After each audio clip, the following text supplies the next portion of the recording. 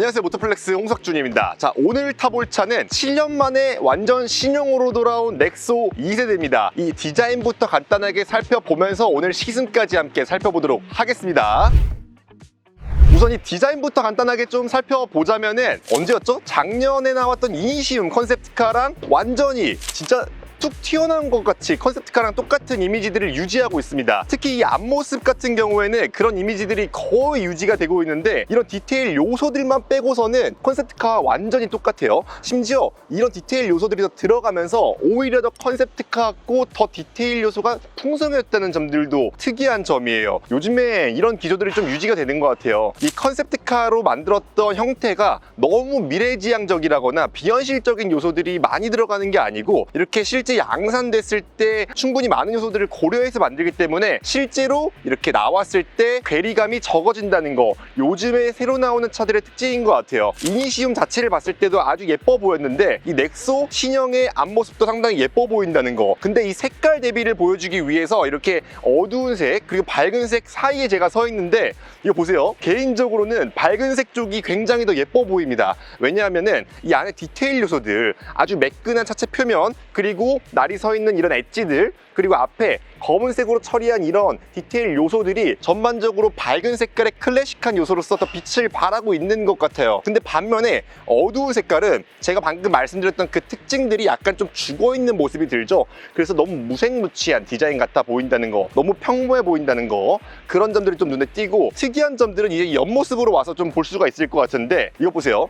밝은 색깔이다 보니까 이 투톤 루프, A필러가 검은색으로 되어 있는 것도 상당히 예쁘게 보이는 부분이고, 그리고 이 앞에 클레딩 부분도 검은색으로 엄청 두껍게 해놨기 때문에 뭔가 오프로드를 달릴 수 있을 것 같은, SUV의 역할을 충분히 할 수 있을 것만 같은 그런 이미지적인 요소들도 충분히 가져가고 있다고 보실 수 있을 것 같습니다. 그리고 도어 핸들은 이런 식으로 생겼어요. 팝업식으로 생겼는데 이렇게 전체가 다 열리는 방식, 그래가지고 당길 때 좀 이질감 없이 열 수 있다. 근데 이번에 문 여는 느낌이 굉장히 특이해졌는데 이게 도어가 엄청 두꺼운 게 아니거든요? 보세요. 엄청 두꺼운 게 아닌데 열고 닫을 때 문이 엄청나게 무거워졌어. 그래서 어린애들, 힘이 약한 성인분들은 열고 닫을 때 조금 힘들 수도 있겠다. 그 정도로 이 차 문의 무게가 좀 많이 무거워졌습니다. 그리고 이 독특하게 볼 수 있는 부분은 이번 신형 넥소로 와서는 컨셉트카에서도 그랬지만 거의 똑같이 이렇게 아주 특징적인 C필러 형상을 가져가는 것을 볼 수가 있습니다. 이게 실내 공간에서 약간 조금 단점으로 다가오는 거는 이 유리창이 뭔가 조금 답답하게 느껴지긴 했었어요. 보통은 SUV를 탈 때 이 리어 커터 글라스가 2열에 앉아있는 사람 시야에 약간 걸리면서 개방감을 또 주게 마련인데 이런 특징적인 디자인을 가져가면서 안에 타 있을 때 개방감은 조금은 떨어지는 부분이었다. 근데 어디서 보더라도 넥소의 이미지적인 모습을 완성하기에는 이런 특징적인 부분들이 굉장히 이득이겠죠. 그리고 이런 이미지들이 이제 이 뒷모습으로 이어지는데 개인적으로 이 뒷모습은 조금 불호입니다. 이거는 컨셉카에서부터 이어오던 디자인 요소인데 컨셉카에서는 괜찮았어요. 왜냐하면 컨셉카에서 이번에 양산형으로 넘어오면서 가장 크게 손해를 본 부분이 넓어 보이는 이미지가 하나도 없어졌다는 거예요. 그래서 이 양산형으로 오면서 뒷모습에서만큼은 큰 손해를 봤다는 생각이 듭니다. 이게 전반적으로 이렇게 세모 패턴 안에다가 네모 램프를 박아놓은 것도 그렇고, 이게 좀 더 와이드 했으면은 그래도 차가 로우 앤 와이드 앵글 이런 느낌으로 조금 더 스포티한 느낌을 보여줬을 텐데 지금 양산형으로 와서는 너무 껑충해지면서 전반적인 이미지가 약간 훼손됐다. 그러면서 이 뒤에 루프를 굉장히 날렵하게 뽑아놓은 이런 이점들도 약간은 살리지 못했다. 이런 느낌이 좀 든다는 거예요. 이거 개인적으로는 뒷모습이 조금 더 널쩍해야지 예쁠 것 같다, 그런 얘기예요. 근데 이런 디테일 요소들은 또 잘 챙겼어요. 이 네모가 창호, 우리나라 옛날 그 창호 있잖아요. 그런 데서 좀 영감을 받았다고 하는데 한국적인 이미지를 요즘에 현대차가 밀고 있는 전기차들 그 도트 이미지와 결합시켜가지고 구성해 놓은 점들은 아주 특징적이고 예쁜 부분이라고 말씀드릴 수 있을 것 같아요. 뒤로 온 김에 트렁크 공간도 간단하게 좀 설명을 드리면은 공간 자체는 아쉬움이 없습니다. 이 정도면은 산타페 정도의 트렁크 공간이라고 볼 수 있을 것 같아가지고 아이 키울 때 아주 커다란 디럭스 사이즈의 유모차도 충분히 들어갈 만한 사이즈입니다. 아쉬움이 없을 것 같아요. 자, 그리고 실내 공간을 설명을 간단하게 좀 드리자면은 전반적으로 이전 대비해서는 확실히 최첨단 분위기를 느낄 수 있다는 거는 아주 반가운 요소들입니다. 요즘에 현대차가 밀고 보고 있는 이 디스플레이 패널 2장을 붙여놓은 이런 커브드 디스플레이 형상들 아주 만족스럽고, 전반적으로 대시보드 형상들도 푹신푹신한데 그런 이미지적인 요소들도 잘 챙겨놨어요. 그래서 실제로도 말랑말랑하고 그런 이미지적인 것들도 잘 챙겨놓은 이런 귀여운 디자인들, 그리고 실용적인 측면에서도 안에 이렇게 수납 공간 같은 것들 막 차분하게 잘 만들어놔가지고 마음에 들고, 이렇게 소재 다변화들도 잘 해놨어요. 위에는 부드러운 가죽인가 뭐 이런 소재를 해놨고, 그리고 아래쪽에 이런 직물 소재, 그리고 메탈릭한 소재 전반적으로 배치를 잘 해놨습니다. 그리고 팰리세이드에서 볼 수 있었던 요소들도 좀 보이는데, 이 스티어링 휠 같은 거는 림이 약간 작아졌는데, 그러니까 그랜저와 팰리세이드에 넣어놨던 스티어링 휠을 약간 축소시켜 놓은 듯한 그런 이미지를 보여주고 있어요. 그래서 가운데 이 혼 커버도 약간 더 이렇게 부드러운 이미지를 가져가 주죠. 근데 웃긴 거는 이 위쪽으로 이렇게 가운데가 더 올라와 있는 거, 이건 운전할 때 약간 더 높게 잡는 느낌이 나가지고 좀 불편하다고 말씀을 드렸죠. 지금도 마찬가지예요. 그리고 기어 컬럼은 이쪽으로 넘어왔고, 이쪽 가운데 있는 이런 센터 터널 구조도 팰리세이드랑 닮았는데, 팰리세이드는 이거를 위로만 올려야 된다 이러면서 구조가 복잡해지다 보니까 여기에 충전 패드가 하나만 들어가는 그런 좀 악수를 뒀잖아요. 넥소 같은 경우에는 양쪽에 다 충전을 할 수 있는 구조로 되어 있다. 편의사양 장비 측면에서는 충실하게 잘 갖추고 있는 모습을 볼 수 있어요. 근데 좀 아쉬운 거는 뭐냐면은 지금 여기 가운데 현대차에서는 그동안 볼 수 없었던 토글 뭉치가 보이죠. 이거는 기아에서 볼 수 있었던 건데, 이렇게 토글 뭉치를 바꿔가지고 내비게이션이나 아니면은 뭐 필요한 미디어 버튼 같은 것들 이렇게 쓸 수 있는 거랑 공조장치를 하나의 패널로 퉁쳐버리는 거, 이게 운전할 때 쓰기 되게 안전 측면에서 좀 문제가 있다고 여러 번 말씀드렸는데, 이게 현대차 넥소까지 들어올 줄은 몰랐습니다. 사용성이 그렇게 좋은 건 아닌데 왜 갑자기 이제 와서 현대차 넥소에 넣는지는 좀 이해가 안 가는 부분이에요. 개인적으로는 그냥 물리 버튼으로 있는 게 가장 마음에 들고, 기존의 현대차가 쓰던 방식도 괜찮았는데 이게 왜 여기 들어왔을까, 이런 의문은 좀 듭니다. 하지만 이 공간적인 측면에서는 확실히 이전 넥소보다는 좋은 점들이 많습니다.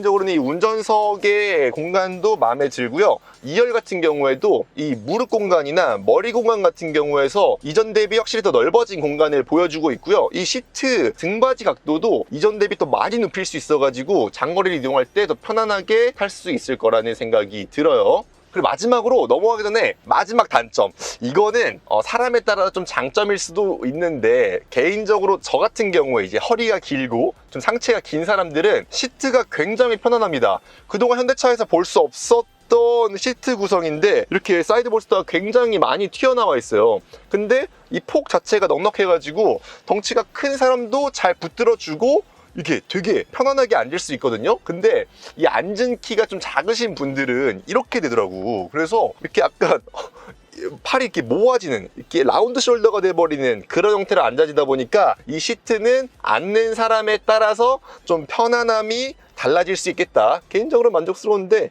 이거는 호불호가 갈리니까 시트는 그러면 안 되잖아요. 그런 측면에서 아쉬운 사람이 있을 수 있겠다, 그렇게 보시면 될 것 같습니다. 자, 저는 이제 현대 넥소 2세대를 타고 도로 위로 올라왔습니다. 자, 일단 처음에 타면서 느껴지는 감각 같은 것들을 간단하게 좀 말씀드리면은 전반적으로도 쾌적해진 느낌은 들어요. 1세대 때는 뭔가 조작하는 느낌이 확 나는 듯한 느낌이 강했던 반면에, 이 주변 둘러싸여진 구조물들이 운전자를 확 옥죄고 있다는 느낌이 강했었는데, 최근에 현대차가 이런 변화들을 많이 가져가잖아요. 실내 공간이 전반적으로 되게 탁 트여있는 듯한 그런 느낌을 갖게 해주는 거, 요즘 현대차가 추구하는 방향성이죠. 그런 점들이 넥소에서도 지금 잘 느껴지고 있습니다. 그래서 운전할 때 뭔가 되게 특히 그런 점들이 많이 부각되는 게 지금 이 센터 터널 쪽인데, 이 가운데 쪽에 탁 트여있는 거, 그리고 수납 공간으로 많이 활용할 수 있는 것들, 이런 점들이 이렇게 탁 트여있는 느낌에 한몫한다고 보여져요. 그리고 확실히 예전보다 대시보드도 많이 짧아져가지고 이 앞쪽으로 내 공간이 엄청나게 넓게 쓰일 수 있다는 거는 상당히 긍정적인 부분입니다. 이렇게 문에 있는 도어 트림 같은 것들도 굉장히 납작하게 배치를 해놔가지고 양옆, 앞뒤 할 거 없이 전반적으로 되게 탁 트여있는 느낌을 받게 한다라는 거예요. 자, 그래서 본격적으로 차에 대한 얘기로 넘어가자면은, 여기에 들어가 있는 파워트레인 구성이 확실히 이전 넥소 대비 많이 업그레이드가 됐습니다. 자, 일단 모터 출력만 딱 떼놓고 보더라도 많이 발전을 했는데 150 29kW 앞바퀴 굴림이죠. 이걸 마력으로 환산하게 되면은 204마력을 발휘하는 구성이거든요. 이건 이전 1세대랑 비교하면은 거의 51마력 정도가 더 높아진 수치예요. 이게 한 세대만에 높아진 출력 정도로 보기에는 굉장히 많이 성능이 올라갔다고 볼 수 있는 거죠. 그래서 이렇게 일상적으로 달리는 도중에 가속 페달을 밟았을 때 이제는 좀 쾌적하다고 느낄 수 있을 정도의 가속 감각을 이렇게 매 순간 좀 보여줍니다. 분명히 이전에 넥소 타시는 분들은 이 가속하는 상황에서 아쉬움을 많이 느꼈을 거란 말이에요. 특히 고속도로 상황에서는 그랬을 건데, 지금도 이 속도가 좀 붙어있는 상황에서 가속 페달을 또 밟더라도 이렇게 꽤 펀치력이 느껴질 만큼의 출력이 뿜어진다는 거, 이거는 확실한 장점으로 다가올 것 같습니다. 실제로 수치로 보더라도 정지 상태에서 시속 100km까지 달려나가는데 7.8초면은 가속을 끝낼 수가 있단 말이에요. 이렇게 보면은 1세대 대비해가지고 거의 1.4초나 줄여진 가속 감각을 보여주는 거기 때문에 이 가속 측면에서, 파워트레인 측면에서 아쉬움은 한결 덜어냈다고 볼 수 있을 것 같습니다. 근데 조금 더 강했으면 좋겠어요. 이게 조금 더 강해야지 이제 쾌적함을 느낄 수가 있거든요. 근데 이번에 뭔가 파워트레인 요소를 보면은 타협을 많이 한 것 같다는 느낌이 들어가지고 이게 최선이었나 하는 생각이 들지만, 되게 이 연구원들이 이 출력이라도 뽑아내려고 노력을 많이 했구나라는 생각을 자꾸 들게 만들어요. 어떤 점들이 그러냐면은 이 최대 토크가 이전보다 줄었습니다. 지금 2세대로 넘어오면서 35.7kgm를 발휘를 하는데 이전 대비해서 4.7kgm가 줄어든 수치예요. 근데 이게 실제로 체감적으로 원래 이 출력적으로 좀 손해를 봐야 되는데, 지금은 마력 자체가 많이 올라갔고 이 파워트레인의 출력을 뿜어내는 이 소프트웨어 자체가 많이 발전을 하다 보니까 이 토크가 떨어진 부분은 실제로 체감하기는 어렵다는 거. 그래서 이제 왜 이런 선택을 했는지를 생각을 좀 해봐야 될 것 같은데, 이 파워트레인 구성을 보면 그 해답이 좀 숨어 있습니다. 전반적으로 모터의 회전수는 많이 높여놨는데 이 출력이 이 연료전지 스택에서만 뿜어져 나오는 게 아니에요. 그래서 나머지 전력을 어디서 뽑아왔나, 이거를 좀 살펴보니까 배터리 용량을 많이 늘렸더라고요. 그리고 배터리 용량이 뿜어내는 출력 자체가 이전에는 40kW였는데 이번에는 80kW까지 높아지면서 전보다 50마력 높아진 수치를 고스란히 이 배터리 용량을 늘린 거와 배터리의 출력을 높인 거에서 충당하고 있다라고 보시면 될 것 같아요. 그러니까 이 넥소라는 차의 존재 가치가 사실 이 연료전지 스택, 수소를 넣어가지고 얼마나 더 효율적으로 달릴 수 있는지에 주안점을 맞춘 차인데 점점 더 전기차에 가까워지고 있다라고 보시면 될 것 같아요. 그리고 이 파워트레인의 감각도 개인적으로는 아주 많이 나아졌다고 보는데, 넥소가 처음 나왔을 때만 하더라도 전기차도 약간 초반에 나오던 그런 시기라서 이 모터가 거의 온오프 되는 방식으로 출력을 뿜어냈단 말이에요. 그래서 가속 페달을 밟으면은 툭툭 튀어나왔거든요. 그래서 되게 그 계단식으로 그 리니어하지 않고 툭툭 튀어나오기 때문에 불편함을 좀 야기했었는데, 지금 2세대로 오면서는 이런 파워트레인의 출력을 뿜어내는 방식 자체도 굉장히 리니어하게, 지금 보세요, 가속 페달을 꾹 밟았는데 되게 내연기관처럼 출력을 부드럽게 올려준다는 거죠. 그래서 어떤 상황에서도 이 파워트레인 자체에서 스트레스를 받을 염려는 거의 없을 것 같다. 단지 한 번 더 말씀드리자면 출력이 한 3-4마력만 더 높았으면 좋겠다.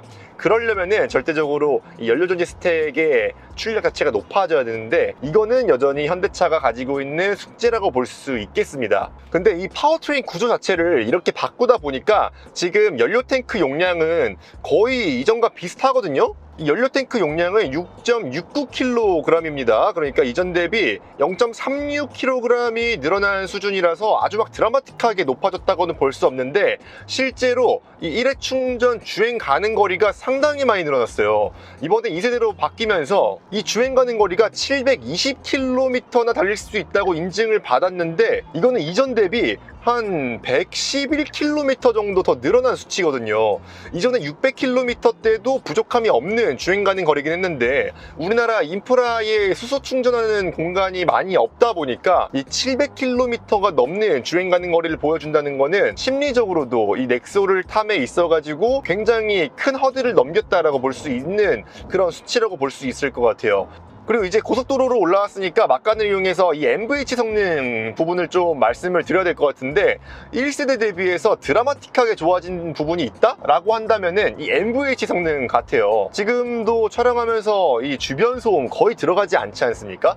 이게 진짜 실제로 타면서는 엄청 드라마틱하게 확 느껴지는데 하체 소음 들어오는 거 이거는 거의 들리지 않는 수준이고요. 바람 소리 조금 들리고 여기 유리창 통해서 넘어오는 소음도 거의 억제가 되어 있습니다. 이거는 사실 이전에 넥소 타시는 분들이 굉장히 많이 부러워할 요소예요. 왜냐하면 이 넥소라는 차가 파워트레인 부분에서 공기를 굉장히 압축적으로 많이 빨아들여야 되기 때문에 그 공기를 빨아들이는 터빈에서 작동음이 많이 발생을 하면서 불만 요소가 있었거든요. 근데 그런 점들, 하드웨어적인 부분도 굉장히 소음을 많이 줄였다고 하고, 전반적으로 이렇게 방음 소재 같은 거에 신경을 많이 써가지고 이 넥소를 타면서 소음 때문에 스트레스를 받으실 분은 아예 없을 것 같아요. 그래서 자연스럽게 좀 하체 감각으로 이어받아가지고 이전 대비 하체 감각 많이 좋아졌냐라고 물어보신다면은 전반적으로는 확실히 좋아졌습니다. 근데 이 컨셉하고는 약간 모호하게 느껴지는 부분들이 있어요. 왜냐하면은 지금 기본적으로 느껴진 하체 감각이 조금 단단해요. 이 차 무게가 많이 늘어나서 그랬나? 라고 본다면은 이전 넥스와 비교해가지고 차 무게도 거의 비슷해요. 1800kg대 중반 정도 되는 무게를 가지고 있고, 동급의 전기차들과 비교하더라도 이 무게가 그렇게 무겁다고 볼 수 없는 수치거든요. 그러면 조금 더 좀 풀어놓더라도 괜찮지 않았을까 싶은데, 이거는 아무래도 차체가 높아져서 그런가?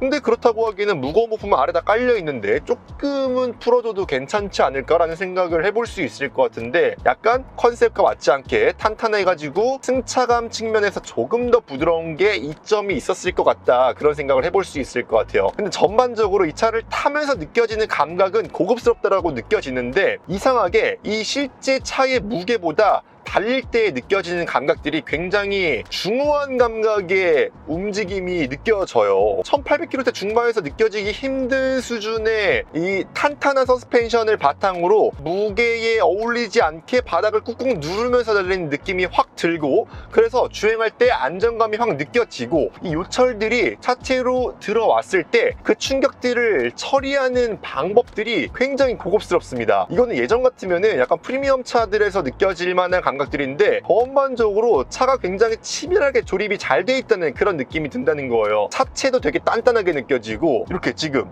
작은 요철들이 반복해서 들어오는 것들, 그리고 꽤 큰 요철이 들어올 때도 차체가 이 충격들에 대해서 되게 여유있게 받아쳐주는 그런 느낌이 든다는 겁니다. 그리고 아까 MVH 성능 측면에서도 제가 말씀을 드렸었잖아요. 여기에 방음제들을 굉장히 치밀하게 잘 방음을 해놓은 것 같다, 이런 것들도 같이 맞물려가지고 이 충격이 들어올 때 뭔가 허당치는 느낌들이 없습니다. 철판을 친다거나 뭔가 빈틈이 있어가지고 그 충격음이나 그 충격이 들어올 때 몸으로 전달될 때 이게 좀 거칠게 다가오는 면들이 전혀 없어요. 확실하게 1세대 대비해서는 정말 장족의 발전을 이룬 부분이에요.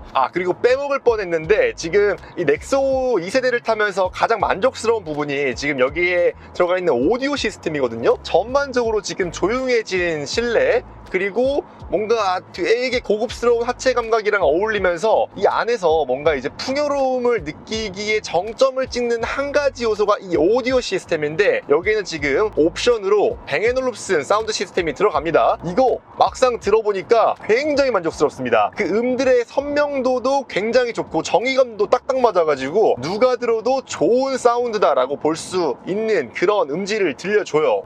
현대차의 뱅앤올룹슨 사운드 시스템 들어간 건 이번이 처음인데 굉장히 만족스러워가지고 놀랐습니다. 자, 그래서 마지막으로 이 차의 가격을 말씀드리면서 좀 정리를 해봐야 될 것 같은데, 이번에 넥소 2세대가 나오면서 차체 크기도 커지고 뭐 옵션 사항도 좋아지고 뭐 디자인에 약간 호불호가 있을 수 있겠지만 아무튼 새로워졌고 전반적으로 다 만족스러워진 방향으로 업그레이드가 됐는데, 이 가격이 상당히 많이 올랐습니다. 기본 7,643만원부터 8,344만 원까지 가격이 오른 건데 여기다가 이제 옵션을 하나하나 추가하다 보면은 실제 풀옵션 기준에서는 한 8천만 원대 후반까지 올라가고요. 그리고 실제 구매하시는 분들의 가격층은 한 8천만 원대 초중반까지 올라가지 않을까 싶거든요. 근데 이렇게 가격을 놓고 보면은 넥소 1세대보다 한 7, 800만 원 정도 가격이 오른 거예요. 그렇게 보면은 지금 이 수소차 보조금이 얼마입니까? 기본 정부 보조금이 2,250만 원이고 지자체 보조금이 한 700만 원에서 1,300만 원 정도. 그러니까 한 중위값을 보면은 한 3천만 원대 초반 정도를 지원해 준다고 보는 건데 그렇게 했을 때 이 넥소 2세대의 시의 구매가는 5천만 원대 초중반 정도가 될 것 같단 말이에요. 이렇게 봤을 때는 경쟁차들이 너무 많아요. 가까이 봐도 아이오닉 5 정도가 이제 전기차로서는 손에 잡히는 이 비슷한 가격대에 겹치는데 이 넥소라는 차는 수소를 아무튼 충전하러 가야 되고 이 수소 가격도 만만치가 않잖아요. 요즘에 가격 보니까 킬로그램당 10,000원을 넘었던데 이렇게 봤을 때는 전기차보다 확실한 우위에 서 있는 지점들이 뭐가 있을까 이런 생각들을 좀 하게 만들어요. 그래서 이전에도 그렇고 지금도 그렇고 이 넥소를 사시는 분들의 니즈가 정확히 뭔지를 모르겠거든요. 그러니까 이 차를 타면서 뭔가 확실한 프리미엄을 누릴 수 있던가 이 유지비 측면에서 확실한 절감을 누릴 수가 있어야 되는데 차만의 강점이 무엇인가라는 거는 잘 모르겠습니다. 전반적으로 업그레이드가 많이 됐고 객관적으로 좋은 차인 건 알겠는데 이 차가 동급의 전기차, 그러니까 아이오닉 5 같은 거와 비교해서 확실한 우위 지점이 없다는 거. 그리고 이 넥소를 지금 홍보하는 입장에서 광고를 보면은 남들과 다르게 환경적인 측면에서 더 관심이 많은 사람들을 타겟으로 한다는 거를 확 느낄 수 있게 광고를 만들어 놨던데 그런 것들은 사실 전기차도 마찬가지잖아요. 그래서 넥소만의 특장점이 없다는 거, 이거는 약간 모호하게 느껴집니다. 자, 그래서 오늘 영상 보시면서 여러분들이 이 넥소 2세대에 대해서 어떤 생각들을 가지고 계시는지 좀 댓글로 같이 공유를 해주시면 좋을 것 같아요. 넥소는 이런 사람들이 타는 차다, 아니면 나는 넥소를 원하는데 이런 점들 때문에 원한다 하시는 분들이 있으면은 좀 공유해 주시면은 저희들한테도 큰 도움이 될 것 같습니다. 자, 오늘 영상은 일단 여기까지 하겠고요. 저희는 또 다음 영상에서 찾아뵙겠습니다. 감사합니다.